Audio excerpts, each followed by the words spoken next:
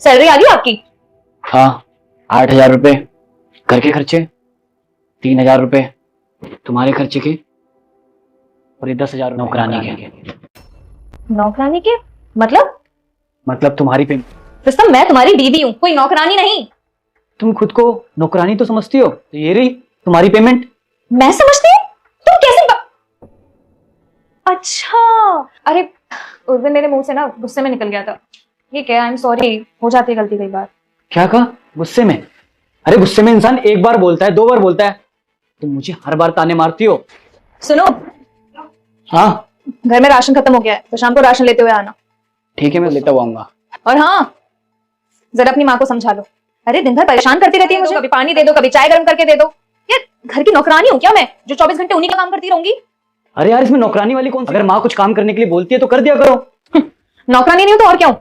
सुबह सुबह उठ के घर का झाड़ू, तुम्हारा नाश्ता बनाओ, तुम्हारे मम्मी पापा का अलग से नाश्ता बनाओ, तुम्हारा ख्याल रखो और अलग से तुम्हारे माँ बाप का भी ख्याल रखो। और इस काम की कोई सैलरी भी नहीं मिलती है। अच्छा, तब तुम्हें सैलरी चाहिए?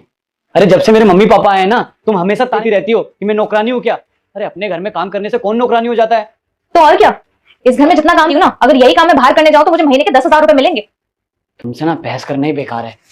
और कल मेरी माँ ने 1 कप चाय क्या मांग लिया, तुमने तो उनके मुंह पे सुना दिया कि मैं नौकरानी। अरे तुम तो नौकरानी नहीं हो, मैं तो नौकर हूं तुम्हारा, जो तुम्हारी सारी जरूरतों को पूरा कर रहा हूँ।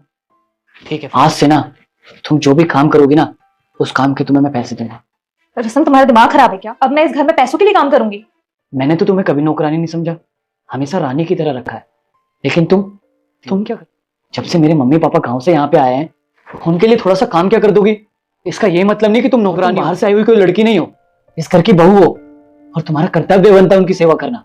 हाँ तो इसका मतलब ये थोड़ी ना है कि मैं 24 घंटे तुम्हारे माँ बाप की सेवा करती रहूं। अरे मुझे भी तो वक्त चाहिए होता है, मेरे खुद के भी काम होते हैं। अरे मैं बाहर जॉब करता हूँ, कभी कभी तो ओवर टाइम करता हूँ, तो इसका मतलब मैं नौकर हुआ? एक तरफ राक्षस और दूसरी तरफ आपकी माँ, आप दोनों में से किसको पसंद करोगे? माँ को पसंद करने वाले वीडियो को एक लाइक करके चैनल को सब्सक्राइब करो और कमेंट में अपनी प्यारी माँ का नाम लिखो। जैसे मेरा फर्ज है ना बाहर से पैसे कमा के लाना, वैसे तुम्हारा भी फर्ज है इस घर को संभालना, माँ बाप की सेवा करना।